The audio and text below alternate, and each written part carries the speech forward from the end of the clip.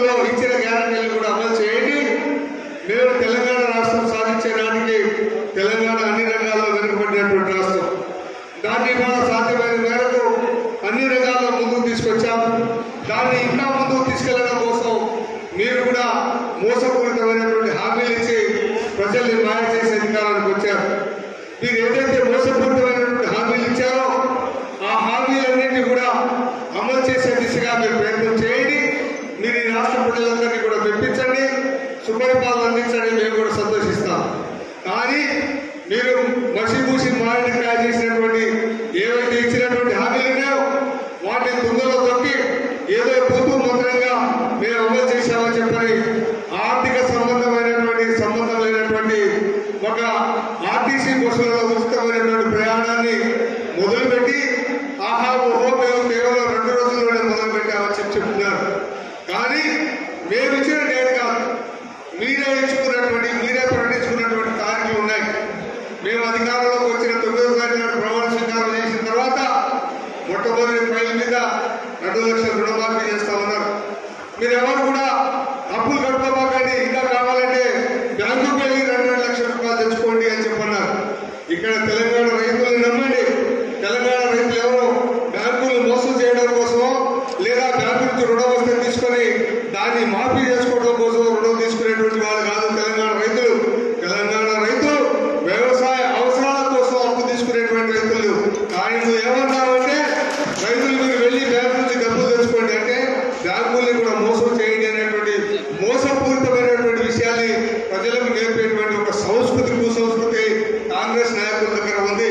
కాబట్టి మీరు చెప్పిన పద్ధతుల్లో మీరు ఇచ్చినటువంటి తారీఖులు ఏవైతే ఉన్నాయో అవన్నీ కూడా తుంగలో దొక్కి ఇవాళ మీరు 100 రోజుల్లో అమలు చేస్తా ఉంటారు. సంతోషం, 100 రోజుల్లో చేయండి. మీకు ప్రభుత్వం ప్రజలు అధికారం ఇచ్చారు, దాన్ని నిలబెట్టుకోండి, ప్రజలకు ఇచ్చిన హామీలు అమలు చేయండి. కానీ ఇవాళ రేపు 28వ తారీఖు నాడు కాంగ్రెస్ పార్టీ ఆవిర్భావ దినోత్సవం నుంచి మీరు కార్యక్రమాలు తీసుకున్నారు.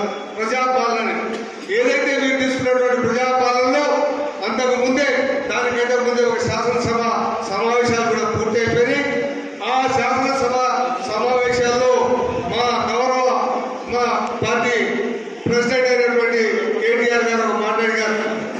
ఈ రాష్ట్రంలో ఉన్నటువంటి 1,50,00,000 మంది మహిళా సోదరులు 18 సంవత్సరాల నుంచి 55 సంవత్సరాల వయసు ఉన్నటువంటి మహిళా సోదరులందరూ కూడా మీ ప్రభుత్వం పైన అంచనాలతోటి ఎదురు చూస్తున్నటువంటి సందర్భం.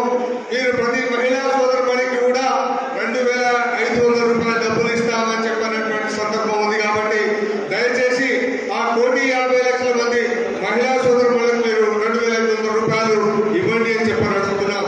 అదేవిధంగా ఇవాళ రాష్ట్రంలో రేషన్ కార్డు అన్నిటి క్రైటీరియా అంటున్నాం. నేను ఒకటే అడుగుతున్నా, ఇప్పటి వరకు 8 సంవత్సరాలుగా మేము రేషన్ కార్డు ఇవ్వలేదని చెప్పని మా ప్రభుత్వాన్ని ఆవాస్ పాలు చేసేటువంటి కార్యక్రమం తీసుకున్నాం. ఓకే, ఆల్రెడీ మేము ఒప్పుకుంటాం దాన్ని. కానీ ఆనాడు 10 సంవత్సరాల క్రితం ఉన్నటువంటి 93 లక్షల రేషన్ కార్డులన్నీ కూడా ఇవాళ 10 సంవత్సరాల కాలంలో పెళ్లిళ్ళైనటువంటి వాళ్ళైతే, కుటుంబాలు వేరుపడినటువంటి వాళ్ళైతే ఇంకా 10-15 లక్షల మంది కుటుంబాలు పెరిగి ఉంటాయి. కాబట్టి దగ్గర 93 లక్షల నుంచి 1,10,00,000 రేషన్ కార్డుల వరకు ఉంటాయి. కాబట్టి నువ్వు నిజంగా చిత్తశుద్ధితో ఒప్పుకోకపోయినా నేను ఒకటే ఒక డిమాండ్ చేస్తున్నా మీ ముందు. తెలంగాణ రాష్ట్రాన్ని దివాలా తీయించినామని చెప్పి మీరు నిన్నటిదాకా శ్వేతపత్రం రిలీజ్ చేశారు. ఒకవేళ మీరు నిజంగా శ్వేతపత్రం అమలు చేసినట్టు ఏదైతే మీరు బహిరంగంగా తీసుకొచ్చారో దానికి ఇంకా రుజువు చేసినటువంటి వాళ్ళైతే మీరు పేదరికం పెరిగింది అనుకుంటే ఇవాళ రాష్ట్రంలో 1,10,00,000 తెల్ల రేషన్ కార్డు ఇవ్వాల్సినటువంటి అవసరం ఉంది. ఒకవేళ తెలంగాణ ప్రభుత్వం కేసీఆర్ గారి నాయకత్వంలో అభివృద్ధి చేయలేదు అని అంటే, దివాలా తీసింది అని అంటే మీరు తెల్ల రేషన్ కార్డు 1,10,00,000 ఇవ్వాలి. లేదా మీరు మోసం చేయాలనుకుంటే 93 లక్షల నుంచి రేషన్ కార్డులను తగ్గించేటువంటి కార్యక్రమం తీసుకుంటే ఈ రాష్ట్ర అభివృద్ధి చెందింది అని చెప్పని ఒప్పుకోవాల్సినటువంటి అవసరం ఉంది. ఈ విషయం మీద మరిన్ని వీడియోస్ కోసం ఛానల్ ని సబ్స్క్రైబ్ చేయండి. లేటెస్ట్ అప్డేట్స్ కోసం వాట్సాప్ ఛానల్ ని ఫాలో చేయండి. అండ్ లింక్ డిస్క్రిప్షన్ లో ఉంది.